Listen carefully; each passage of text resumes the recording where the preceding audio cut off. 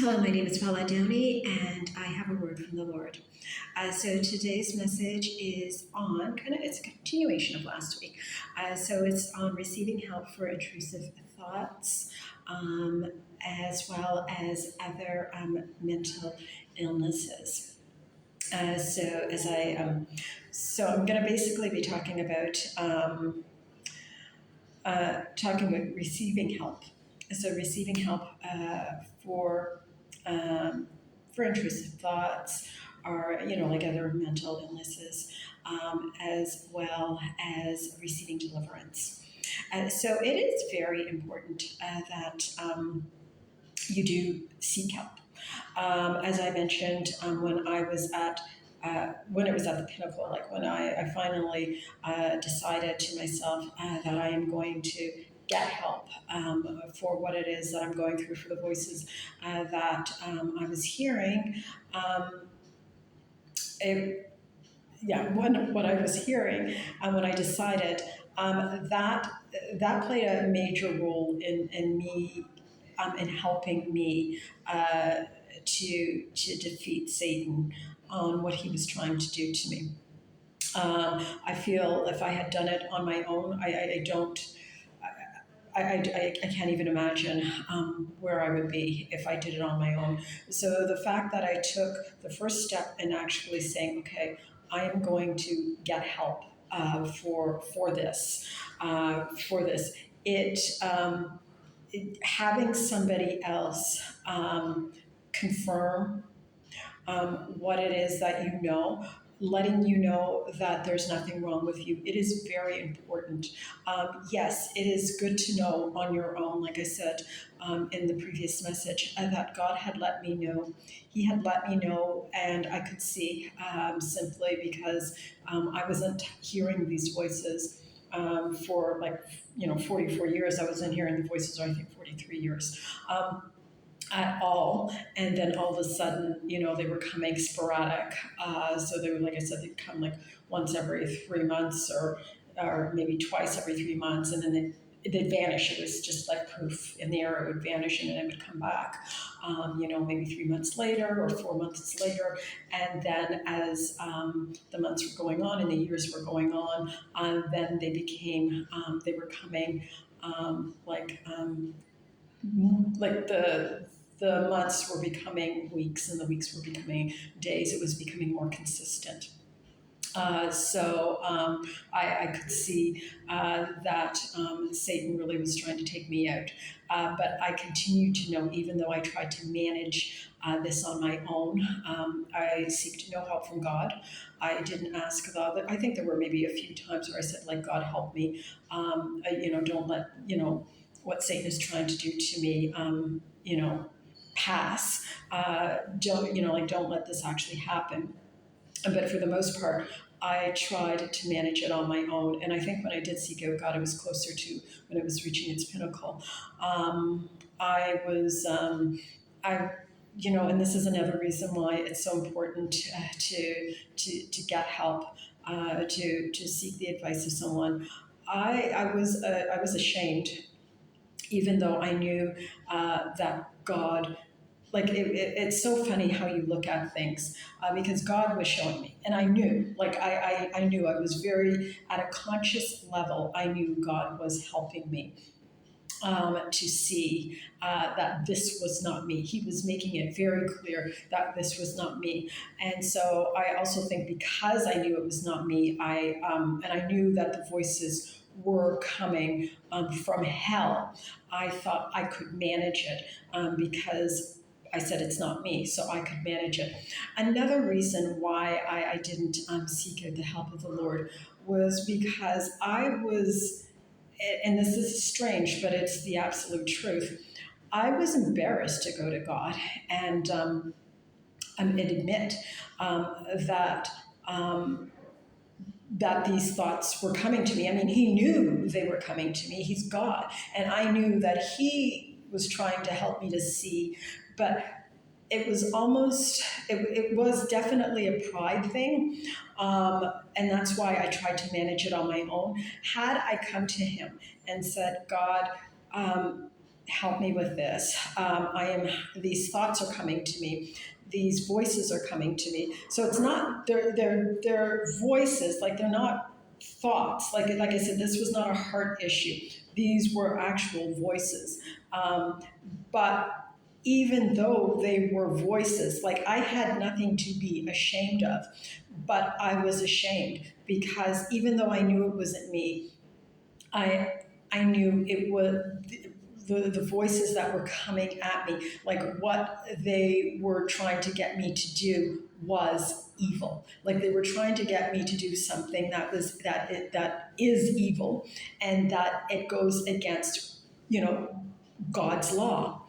And so I was embarrassed to come to him and bring this to him. And that was one of the reasons why I didn't cry out. And that is the truth. And I'm sure many people feel that way, because I know many people feel that way about other things, about things that they do, and they feel that they're not worthy to be forgiven for the things that they have done, and so they don't go to God about it. And so I was embarrassed to actually have a conversation with God about what it was I was going through. And so that was another reason why I didn't speak to him about it. Now, of course, I was going to psychics and I was having readings done, and I was having a lot of those done. And I didn't want to give that up. I was making my way back to God. And, like I said, I was taking in a lot of news, like a lot of my diet contained a lot of news. And I wanted to do things my way. Like I wanted God, but I wanted God my way. So I thought by just managing this and knowing and saying to myself, well, this isn't a heart issue. These are actual voices that are coming to my head, so I can manage it. And I wasn't even managing it, to be honest with you. When they would come, every time they would come, I would freeze up.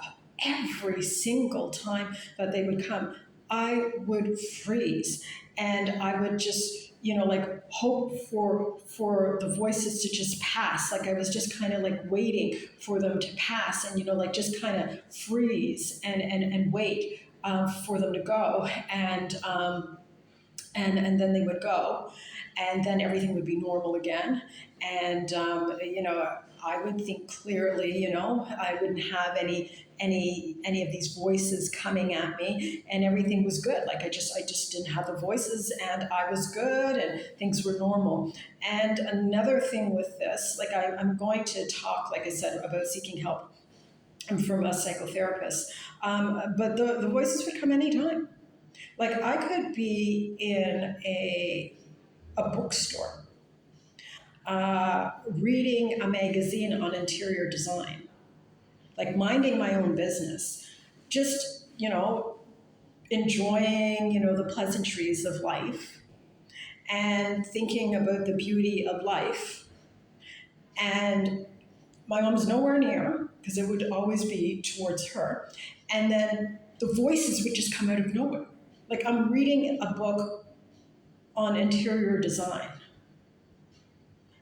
just talking about, designing the home or whatnot, or it could be a fashion book, like something so, pleasant. And then these voices would pop up from out of nowhere. And that was another reason why I knew that this was coming from the pits of hell, because of how they were coming up. Like it wasn't just coming up when I was around my mom. They were coming up when I wasn't around my mom. Even when I went to Akron, it was almost, unless I was sleeping, it was, I wouldn't say 24 hours. I would always have my peace of like, a couple of hours. They would give me a couple of hours of peace. And then the voices would come again, or they'd give me like 45 minutes, and then they'd come back, and then another 45 minutes. But even then, and I mean, I was by myself. So that was another indication. Like I had all these little clues that, this wasn't from me, that these voices, and like I said, they were so many. but still I knew that it was them, just like how they were coming up, in the sequence and how they were coming up. Like it was so random, that, like they could have planned it, a little more clever if they were going to try and make me think that this was me. Like it could have been done a little more clever than that, because the fact that they were coming up everywhere was clue enough for me to know that, okay, like these are actual demons, trying to, like torment me. And that was what another thing that they were trying to do. They were trying to torment me. They were trying to take every bit of pleasure away from me. They were basically also trying to isolate me, as one prophet had mentioned, that they were trying to isolate me from people. So by doing something like that, that would make me afraid to want to be around people.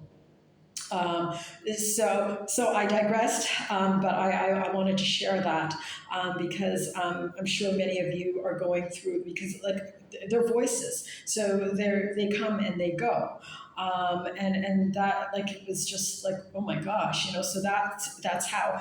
And when it reached the pinnacle, it it was constant, but there was still breaks, especially when I'm working or when I'm talking to people. At that point, then I'm not dealing with it. Then it's gone. And like even if I'm reading the Bible, I'd be fine. Sometimes when I was reading the Bible, it wasn't.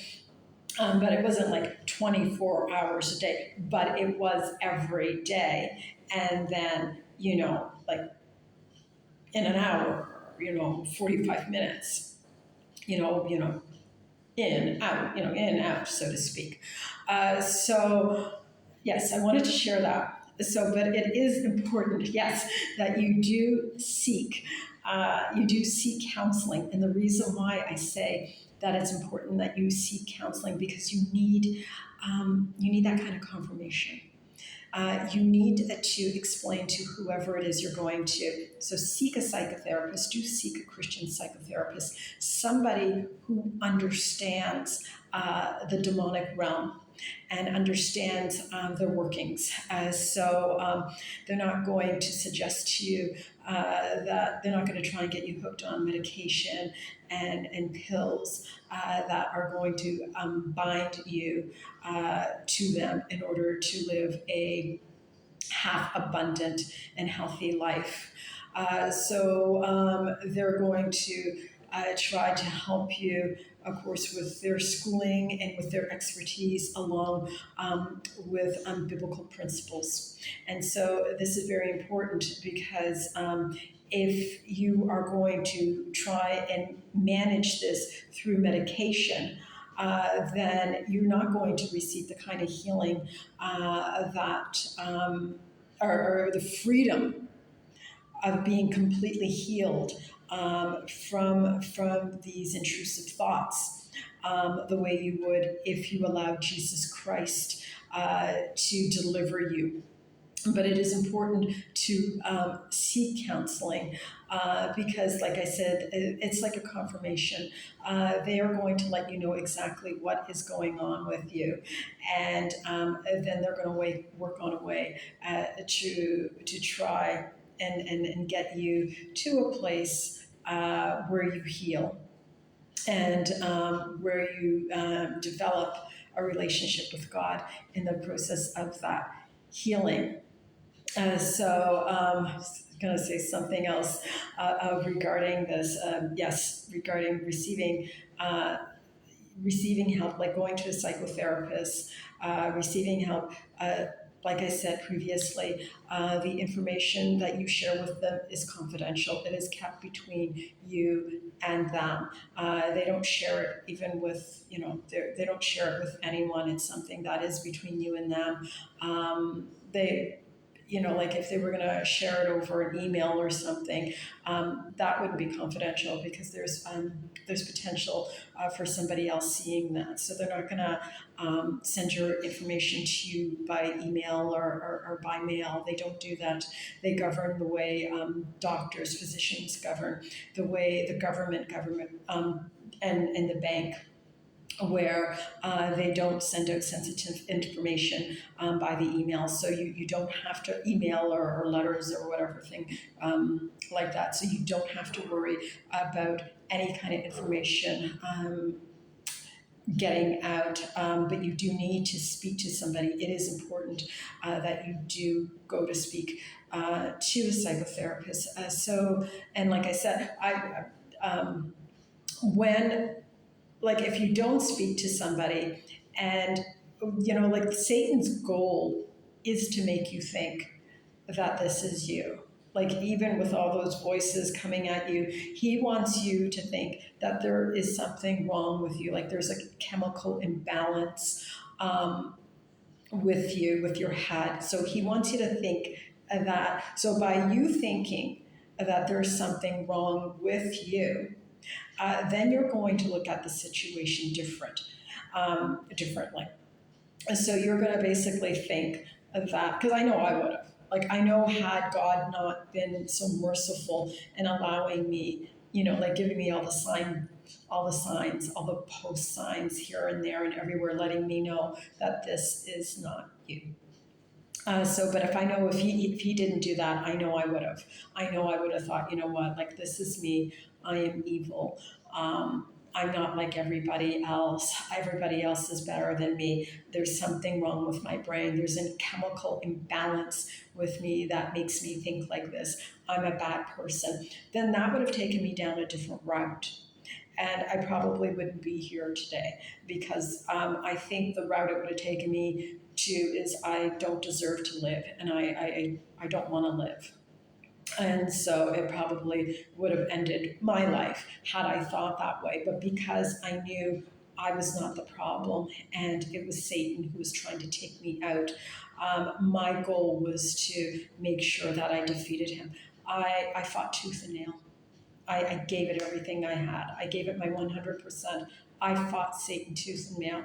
And I didn't have anything to do with him. Like, I had no conversations with him. Whenever these attacks would come, I would go straight to God. Like, when I had made the decision to say, you know what, I cannot do this any longer. I cannot manage this. I need God's help. I made sure to take every time Satan would attack me, I took it to God. I took it to praise and worship, and I took it to God. And, I let him know about it. Like I said, I wasn't praying, but I was still talking to God. But I wasn't, I was praying, but I wasn't praying the way I should have then. Like, I would take these things to God. I would do it more in warfare prayer when I would take it to God. So it was, so it was prayer, but it was like warfare prayer. So it wasn't really like, like conversational prayer, but it was like I took everything, all my concerns, whenever the attacks would come on me, I would take them all to God and say, God, you deal with him, because I'm not giving him my attention, because that's what Satan wants. He wants your attention. So I just said, no, I'm not going to do that. I'm going to just leave it in God's hands. And Satan does want your attention. He does like it when you argue with him, and say, oh, I'm going to defeat you, Satan. Oh, da, da, da, da, da. He loves that. That's what he wants. He wants your attention. He wants conversation with you. He wants you to come to him. That's a form of worship for him almost, like you giving him attention, you talking to him. And so for me, that is something I don't do. And I did not do when I was, battling this. I went straight to God, and I worked on this night and day. I didn't take I had no medication. I refused to take any kind of, medicine to manage this. I just allowed God to deliver me, as he said. He would slowly deliver me, and he finally did. And so it is important that you seek counseling, because you will feel so much better confiding in somebody about this. So also, I do want to say, because like the intrusive thoughts, like I said, they're coming from the head. This is a mental thing, that these demons are attacking your brain.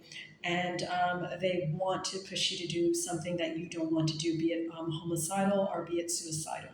But there are also thoughts, are not thoughts, these are heart issues. So it could be suicide from the heart, or it could be homicide from the heart. So there's also that as well, where you want to you want to end your own life for whatever reason it is, or you want to hurt somebody else, or end someone else's life for whatever reason. And these are heart issues. And I implore you, get help, seek counseling, and seek a Christian psychotherapist, because there is healing and deliverance for you too. Because now that we're talking about the heart issues, there is brokenness there. There is brokenness even with the intrusive thoughts that are coming at the mind. So you've got the brokenness there, and Satan was able to come in and use a way in which he could get in to torment you, because that's what he's trying to, like, he's trying to torment you. But the heart issues, what is taking place in the heart, is also coming from brokenness. This is not somebody who is at a happy place. This is not someone who's living a abundant life.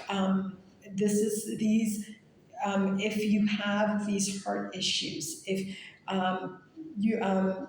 it's from brokenness. It is from brokenness. And like I said, I implore you to seek help. That's the first thing I do. First thing you should do: seek professional help. Seek professional help. Same, it is the exact same as, like in that sense, as the intrusive thoughts. Because with the intrusive thoughts, you could end up hurting yourself or hurting somebody else. Same if it's a heart issue. If it's a heart issue, you can also end up doing something to either yourself or to somebody else. So seek help. There is deliverance. There is deliverance for heart issues, just like there is for mental issues as well. So seek help. If you are dealing with other mental illnesses, and there's various, I don't know like all of the mental illnesses out there. I know that there are many, probably more than I could ever even think of, mental illnesses that are attacking the mind and are causing people to think various things, act up in various ways, do various things. They are out there. And this advice that I am giving also applies to you as well. You can receive healing. You can receive deliverance.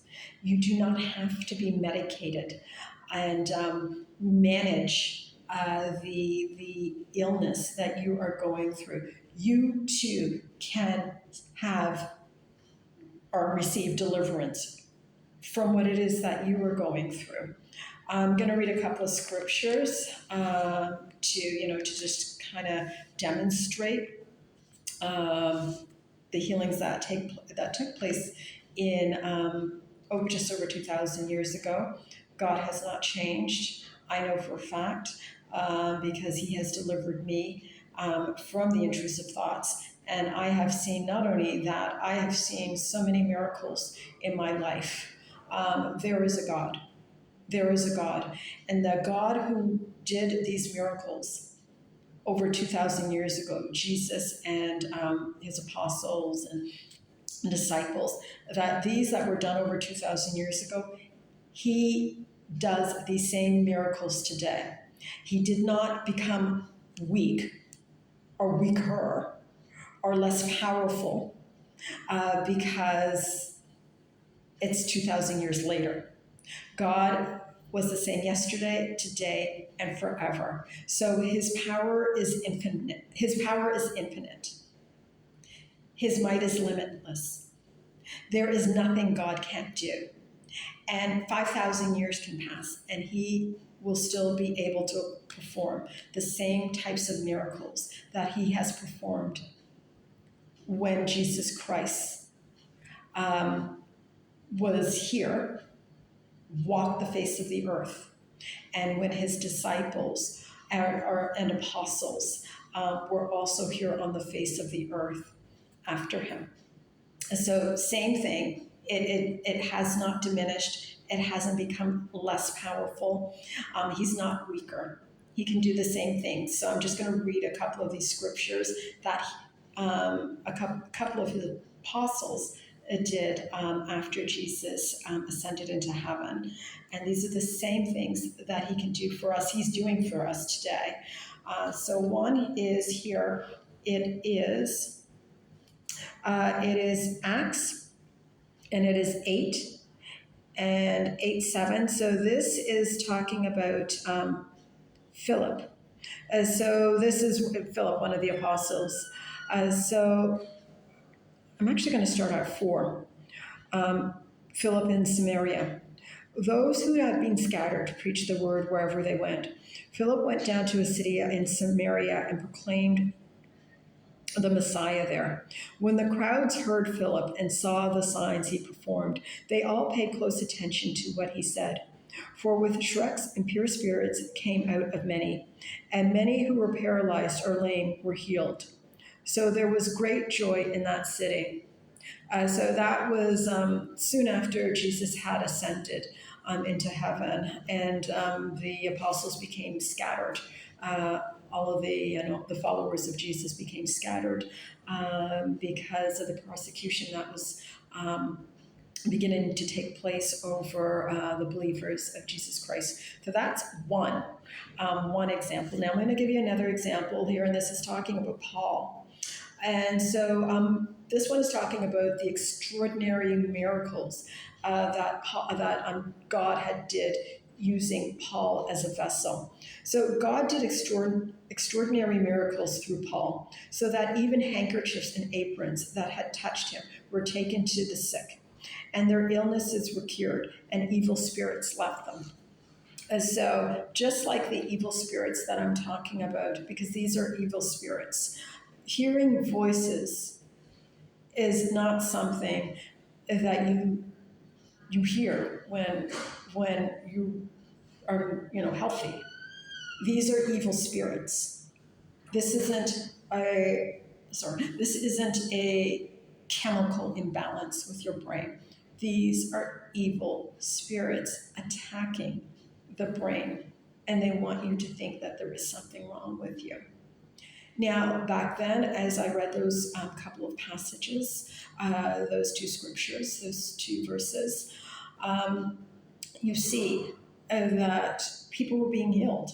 Not just one person was being healed, not just 3 people were being healed. Many people were being healed.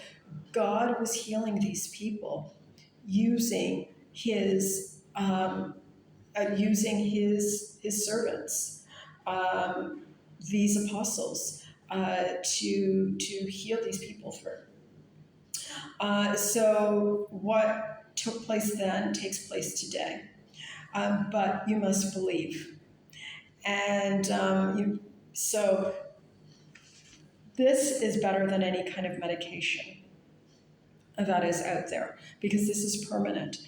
If you decide to receive healing through medications to actually manage this somehow, you always are going to be bound to the illness, to the sickness. You're always gonna, like, what about one day when you forget?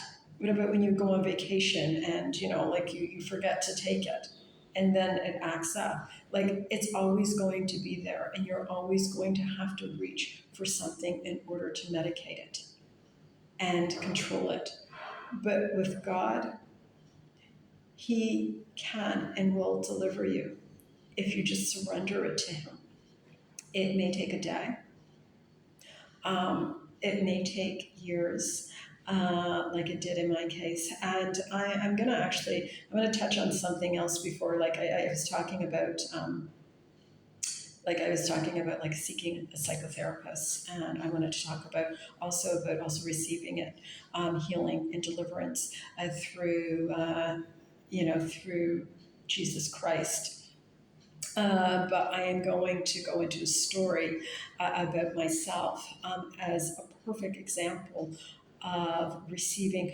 It depends on the situation and how God is going to use that situation that you're going through to draw you closer to Him. So it could be immediate, but it could also be 3 years or 4 years. But in any case, if you believe and if you stick with God, He will pull you through this. He will bring you through. So now I'm going to go into actually, you know what? I'm gonna go into a story about myself, but I'm going to bring it. I'm going to start by bringing it into the teens of the 2000s, and then I'm going to take it back to when I was younger. So I at church, and this was through the whole process of me, receiving deliverance.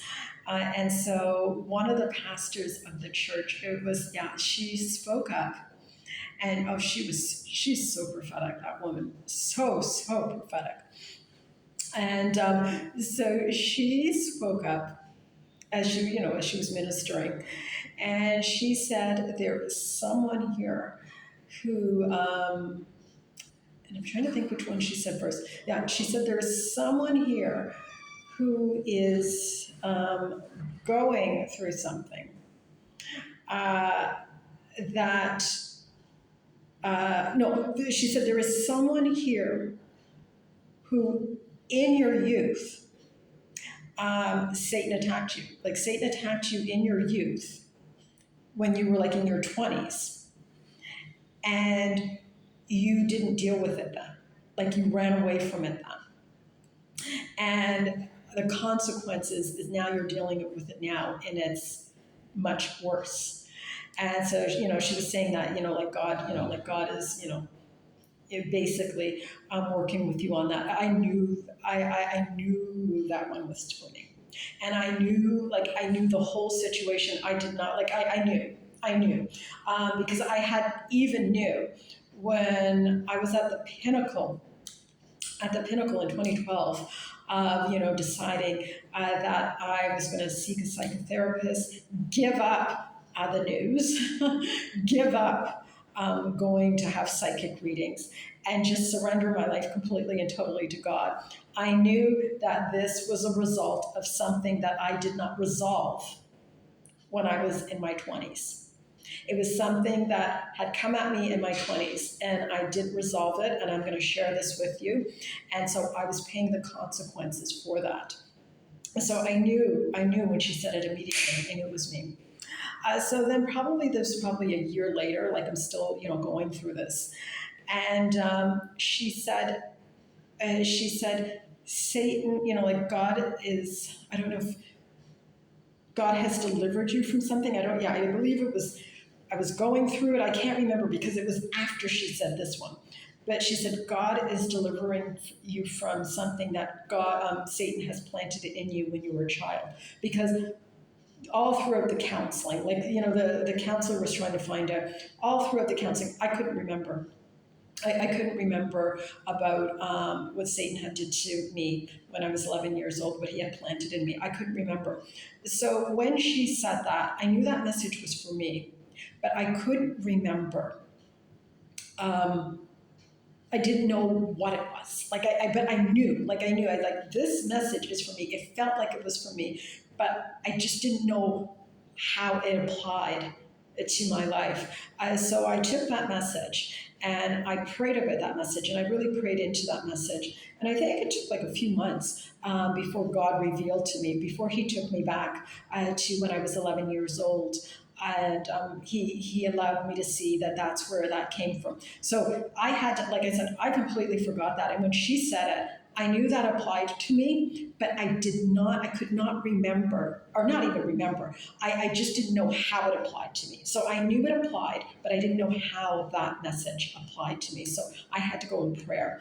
And the message, and like I said, the answer was not immediate, but the Holy Spirit did eventually let me know that it was when I was a child. That yes, He actually did plant that in me. So now, for the first thing that she said about me not dealing with something when I was 20, in my 20s, had to be around. I want to say I was 26 years old.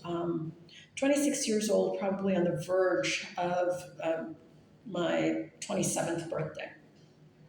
And so I was living on my own.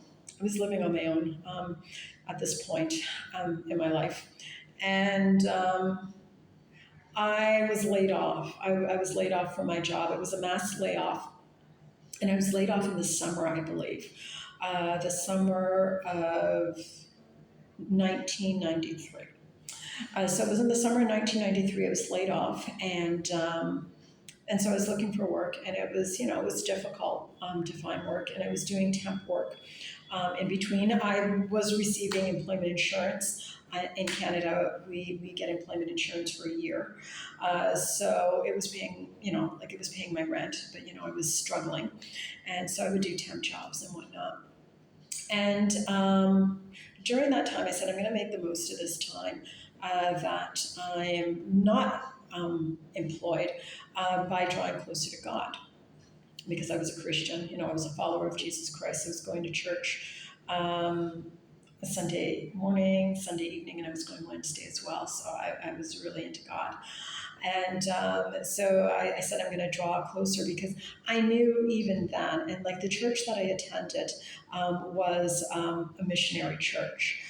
So it was not your fancy church that was into prophecy, into healings. It was, your church that taught you how to be a disciple of God and to just know your Bible and live a Christian life. So that's the type of church that I attended. I belonged to the youth. They had like the youth group, so I belonged to that as well. And so it was just like that kind of like real nice little community, type of church. And but I knew even going there, because my mom, she was saved. She was. I had mentioned that she was ill when she was younger. She was taking a lot of prescription drugs, and there was that miracle in her going to the hospital, because that was a miracle, just in time to prevent her from dying. And she gave her life to God. She found God, and I had mentioned that Ernest Angley was her pastor. Ernest Angley was her pastor. She liked. There was also Benny Hinn, who she really liked, and there was more Sorrow. So there were these pastors who were into the prophetic and into laying on hands, and speaking in tongues and all that. And she was speaking in tongues. So she was into all that. So I knew that existed, but it wasn't playing out in my life. Like I wasn't, I wasn't speaking in tongues, and but in her life, and she got healings. She got all types of healings, from that, and it wasn't from the pills. It was from God. Like she got physical healings and everything, and it was all from God. So I knew that stuff happened, but it wasn't playing out in my life, and I was trying to, tap in a little. I wanted more. I knew there was more. And so I was reading my Bible more. Excuse me. I was praying more, and I said, I'm going to make this time work for me. So as I was drawing closer to God, what was happening to me is Satan started attacking me. So he started to attack me and that's normal. This is not anything unusual. The closer you draw to God, the more Satan will attack you. And so I said, I'm going to keep pushing and I'm going to keep pushing and whatnot. And like I said, I had my community. Like I had my community of believers and everything. Like I had mentors, people who were older than me, who I looked up to, and they would pray for me, and they would take me out, and so I had that. Like I had the youth group. People, my peers, who were the same age as me or around the same age, but I also had, older people as well who were strong in the Lord, and I would meet with them as well. But I was pushing into this, and I was also getting depressed because I wasn't working. So I was depressed because I wasn't working, and I'm pushing in to get more of God, seeking more of the things of God. So, but I'm depressed as well. I'm not working because, time was going by. And I'm like, will I ever work? Well, I ever work. Like I said, I was 26, on the verge of turning 27. And so Satan was attacking me. And he was attacking the mind. Now, it wasn't intrusive thoughts. It was nothing like that. Like, what I was going through at 26 years old was lightweight. Like, it was nothing. But it was the worst I had ever gone through. So he was just, because I wasn't working, so there is that depression that comes in, that seeps into you from just not working and not being able to find work. So there was that. And then also he, was attacking me because I was drawing closer and closer to God. And so it was just like this weight. It was like this heavy weight of darkness, like no intrusive thoughts, no kind of thoughts. But at the same time, there was this kind of depression. And, say I would go into a grocery store and I would go to the meat section, and my skin would just crawl just from seeing the meat. Like it took nothing for me to be squirmish and feel just like really, really gross and sick. Like I was grossed out so easily. And he would get it to the point where it was just like, I felt like it was an attack on my brain, because he was trying to torment me. So just like he was trying to torment me with the intrusive thoughts, he was trying to torment me when I would look at certain things, like when I would look at meat, and just anything. Like it was just a horrible time. It was a horrible time for me. And he was attacking my brain, but it was nothing. Like I said, this was lightweight, but it was the most that I had dealt with. And I knew it was because I knew I was depressed over work, like that. And I also knew, because I had heard that when you push in to the things of God, Satan attacks you.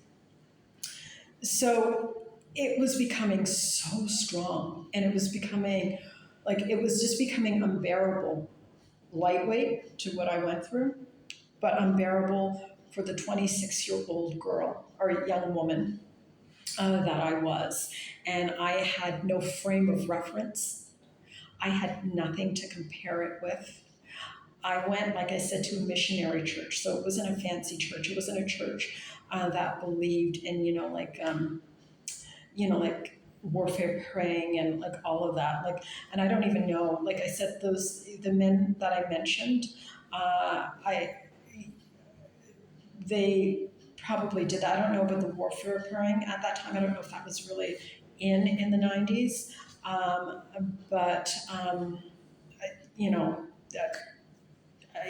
don't know. I honestly don't know. I'm sure, I don't know, there was something that they knew, because, they were working at the supernatural level with God. You're tapping into the supernatural of everything God. So obviously they would have had some way, but I didn't know. Like I said, I was too young. I listened to worship music and everything, but worship music wasn't really recognized in the 90s as a way to defeat Satan. So I wouldn't have known how to do that. The church that I attended for 10 years before coming to the US, they knew. So I think, yeah, like Benny Hinn is close with, like, I think he's good friends with the pastor, the founder of that church. So yeah, so probably, yeah, they did have that whole supernatural thing going on. But I didn't even know of that church. My mom knew of that church in the 90s, but I didn't. Anyway, I digress. I go on. So, it was it was attacking me, and I just didn't know what to do. And of course, I didn't want to give up on God. And, and I was looking for work, and it was so depressing. And I was praying, like I said, night and day. And I'm like, why is this happening to me? Why? Like, why this? Like, yes, I know that these attacks happen, but why? Why am I, why is this happening to me? So I said to God, while I was praying, I said, God, I can't take this. Like, I cannot take this. Like, this is too much. Please remove this. And God spoke to me. He spoke to me. He actually answered me when I said, take this away from me, remove this from me. And he said to me, I have not forgotten. But it was internal. It wasn't external. But he said it to me. He said, if I remove this from you, when it comes back, it's going to be 10 times greater. And I said to him, remove it. I will deal with it then. So, when I was at the pinnacle, fast forward 2012, when I was at the pinnacle of going through what I was going through, flashback. I had a flashback. I remembered what happened to me when I was 26 years old.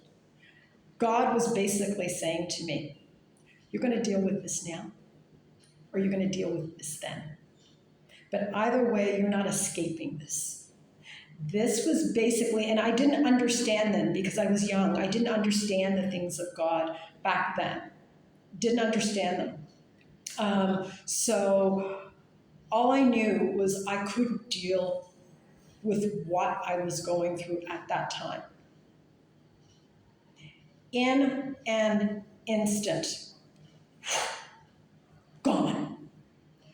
That darkness, like the darkness, everything, the whole, that instant, in that prayer, in that request, he said, because he said to me, if I remove this from you now, when it comes back, it's going to be 10 times greater.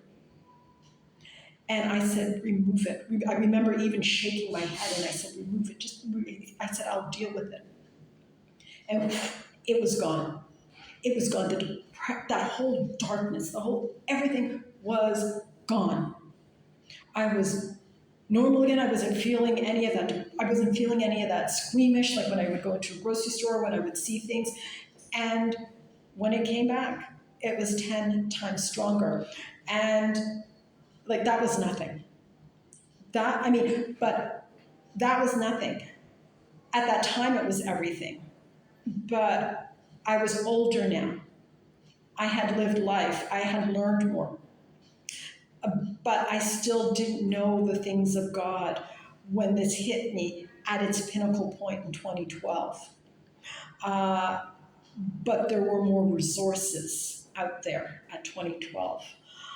So when the pastor, and she said, you should have dealt with that back then. And you wouldn't have to be going through what you're going through now. She didn't say it to me, but she was just saying there was someone out there. And I knew that was me. I knew because I had often thought about, when is it going to come? I didn't worry about it, but I thought about it. And but I recognize now, I didn't even recognize in 2012, but I only recognized after the fact, like after everything, it was all gone, that I recognized that God was bringing me closer to Him. And this was like a test, so to speak. This was a test that He was putting me through to build me up in Him, to make me stronger in Him, and to help me learn more about Him. And I didn't pass the first time. And I was forced to pass the second time. I was forced. So the Bible, good thing about the Bible of many God's men and women who loved Him, and they made mistakes. And the Bible serves as a good example for us to not make those same mistakes. So I pass on to anyone who's listening that when you are going through a certain situation, do not try to run from it. Because if you try to run from it, it's going to come back at you. If you don't deal with the situation when it arises, if you somehow try to push it aside or sweep it under the carpet or place it under the pillow, it's like medication. It is going to, it's going to, put aside for a while. It's going to eliminate the situation for a while. It's going to basically cover it up like a Band-Aid. But it is not going to take the situation away. It's going to find its way back into your life another way. So you sweep it under the carpet one way and it may fly in from another way. But just take it as a lesson. I certainly did, that whatever you are dealing with in life, whatever kind of situation, however complex it is, however complicated it is best to just, deal with it. Take it head on and deal with it, because it will pass. The situation will pass. I'm looking at the time here. Situation will pass. You will not always be dealing with the situation.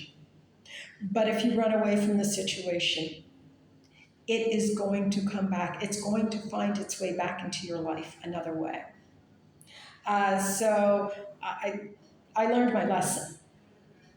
I learned my lesson. But like I said, with the whole thing about what God was doing in me, He was doing something in me. He was doing something in me when I was 26. And He was doing something in me when I was in 2012. And had I dealt with it when I was 26 years old, I wouldn't have gone through it in 2012. I would have not gone through. Don't get me wrong, I did many things to help bring this on. But God was going to do what He was going to do in me, either yesterday or tomorrow. But He was going to do it. He's God. He's sovereign. He can do what He wants. And so, instantly, it was gone. Instantly. This time, slowly. And, just to see the parallels in, how it went the first time instantly and how the second time it went slowly, like even that. Like I knew, like, you know what, I'm not going to get it easy. I'm not going to get it easy again. Like, I got it easy the first time, so the second time I'm going to pay. Like he said, it was going to be 10 times greater. So, I mean, if it was going to be 10 times greater, I was going to get out as easy. And so I really did learn a lot about God. I really learned my lesson, but I learned it the hard way. And so He was doing a work, but I didn't understand that when I was 26. I didn't know things of God at that age. So I didn't know how He worked. And like I said, even when I was going through it, I knew I knew he promised me. He promised me that it was going to come back. He didn't say if it comes back. He said when it comes back, it is going to be 10 times greater than what it is right now. And I was like, and I would say, I should have dealt with it back then. But you know what? Had I dealt with that back then, I wouldn't be able to have the ministry that I have right now to help people dealing with mental illnesses, which I personally call demons. Demons attacking the mind. I wouldn't have had that ministry because I wouldn't have known anything about intrusive thoughts. Had I dealt with what I dealt with at 26, which was lightweight, I wouldn't have known. I wouldn't have experienced. I may have heard about it. I may have heard about various illnesses, mental illnesses, but I wouldn't be able to speak on them because I wouldn't have the capacity to understand, to empathize, and relate. So I do not wish, I say I should have dealt with it, and yes, I should have. But if I had a do-over, I would do everything the same way I did. Don't get me wrong. I would do everything the same way I did, just like how it played out in my life. I would allow it to play out in my life again. I wouldn't change the script at all. But I don't want to do it double. I don't want to say, okay, I did it once and I want to do it twice. No, I don't want to do it twice. I did it once and that's enough. I went through it once, it's enough. I made the mistake once, I don't want to make the mistake again. I don't want to go, and I can't even imagine if I didn't have a choice. So these are things that we learn from other people's mistakes. So, if you're going through something, go through it, no matter how painful it is, no matter how hurtful it is, no matter how bad it feels, go through it, because if you don't go through it, it's going to come back at you. It's going to find you. And so I wanted to share that story with you. I felt it important. The reason why I felt that was important, because I basically want to illustrate to you and allow you to see the power of God and how God works and how just instantly it was gone. And how he spoke to me and let me know. And how he could have delivered me instantly in 2012. But that was not his plan. He already let me know it was going to be 10 times greater, and it was. So these things really, there's nothing wrong with her brain. These things are demonic. They're demonic, and Satan is the father of lies. He's the father of lies, and he's a great liar. He lies so well. He knows how to lie to the point where he makes you believe these lies. That's why it's so important to have a relationship with Jesus Christ. And read your scripture daily so that you know the lies of Satan when he tells them to you. And so I believe because of my relationship with God, even though I had backslidden, but I had a history with God, I was allowed to see the hand of God when he was trying to pull me out of this situation. And so, like I said, receive help. Help is important. Go to a psychotherapist. You do need to see someone professional to help you with this. But what you need most importantly is you need God. Because only God can deliver you. A psychotherapist can help you. They can help you to see that there isn't anything wrong with you. They can help you to delve into your past to see exactly what is going on inside you and why this has happened to you, but only God can deliver you from intrusive thoughts, from heart issues, from various mental illnesses that take place in the mind, even in the body. I say mental illness because this is something that I've gone through, and I know this is like a big part of my ministry. But as God, and not only that, it is a group of people that are really ignored. So like ignored and just not thought of. And so I want to place emphasis on that, especially in this message that I'm delivering. But that doesn't mean that you can't receive healing for physical illnesses, emotional illnesses, that you can't receive breakthroughs for employment. There's so many ways in which God can help you. But yes, I am focusing on mental illness. And there's so many other mental illnesses out there where people are relying on prescriptions and medication to manage what it is that they're going through. And if you just give your life over to God. And for me, it was, like I said, a lot of worship music. I needed that worship music because I was fighting voices with voices. So the voices were coming at me, and I was throwing voices right back at them. And I did it as much as I could. I did it in the car. I did it when I was home. I did it when I was at church. I did it whenever I had the opportunity. It was worship music, worship music, worship music for me. That's all. I wasn't even listening to sermons. The only time I would listen to a sermon was when I stepped in a church. All I listened to was worship music. And I fought it with worship music. And I fought it through prayer. And my prayer was warfare prayer. So I was doing warfare prayer, worshiping. And that's when, in 2012, that's when I began speaking in tongues. And so the power of speaking in tongues will help you greatly.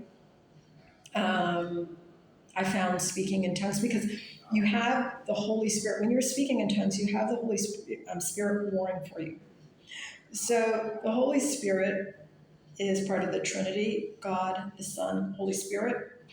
They're all equal in majesty, equal in power.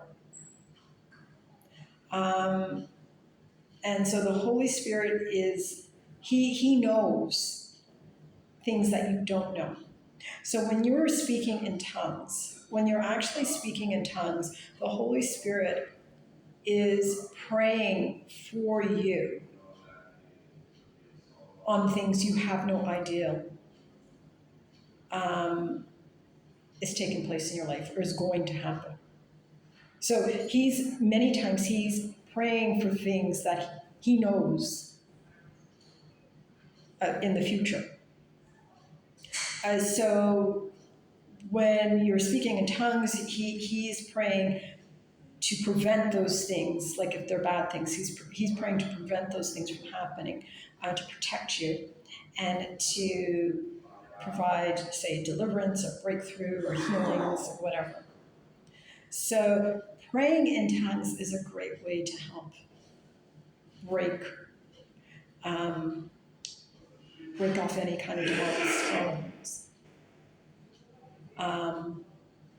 and to receive deliverance and healings. It's a great piece of arsenal to have in your Christian toolbox or toolkit. And so that comes from submitting yourself to God you know, committing yourself, praying, reading the Bible, taking it in worship music, then you're going to get the speaking in tongues. It'll just fall on you naturally. You don't even have to pray for it. Maybe some people do. I didn't. It just came. Actually, I was fighting it. It was coming out, and I was getting scared when it was coming out, and I kept fighting it. And then one day, it's like the Holy Spirit said, you're not going to stop me this time. And I just started speaking in tongues. Like I just didn't have any control, and the tongues just came out. And so very important. And the speaking in tongues will help with the deliverance and healings as well, and the worship. The worship, like I said, you're fighting the voices with voices, and also even for heart issues,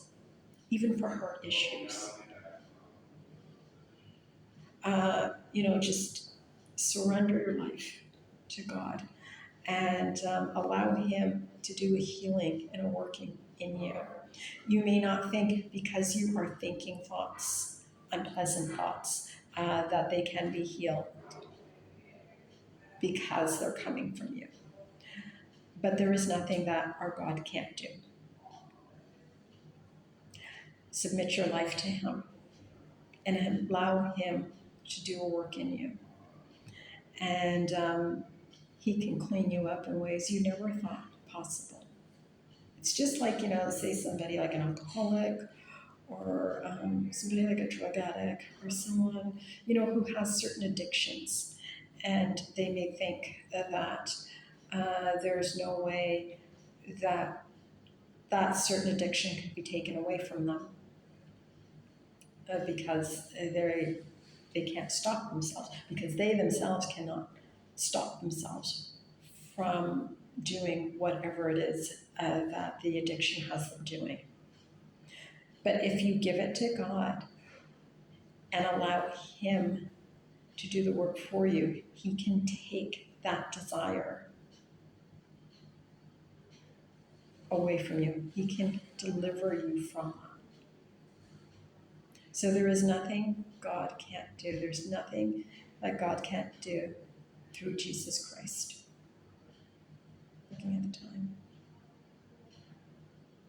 And so I really reach out and I, seek help.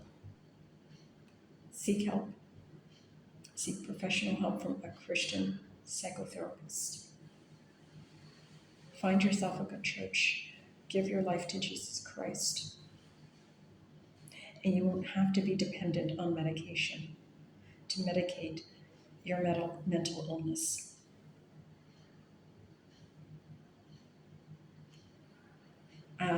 God will medicate your mental illness. Allow Him to medicate it.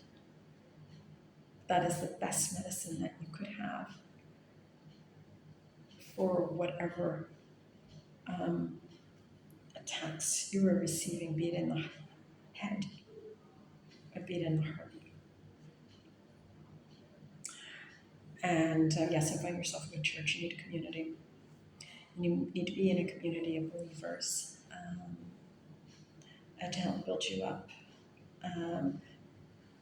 Where you're hearing sermons that are pouring into your life, speaking life into you, helping to build you up, encourage you, motivate you, know that Jesus is for you and is willing to heal you and give you a life that you never thought possible.